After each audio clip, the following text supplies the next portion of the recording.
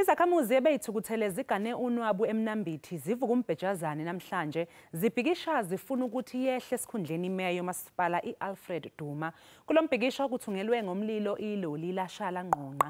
Kudingeke ukuthi kubizwe amaphoyisa. Ukholakala ukuthi lesi sigameko siyingxenye yombhikisho wokuvala kwasani kuleli dolobha namhlanje.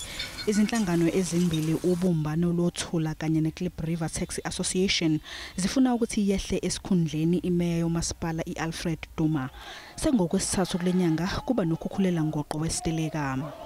Umasipala wesifunda uthukela uthole imbiko esuka emingeni water yokuthi ababhikishi sebevale isiphehli samanzi esisezakheni nokholele ekutheni kuphazamiseke ukuthunyelwa kwamanzi ezindaweni ezakhele izakheni okuyiStadville, iZagane, iSt Chats, iDrankskral kanye nezinye. Izakhamuzi zaseMnambithi ziphothule lo mbhikisho ngokungumashela ehholo lomphakathi. Ziphazamisekile ezokuthutha kuleli dolobha, abafundi bathwala kanzima ukuya ezikoleni namhlanje.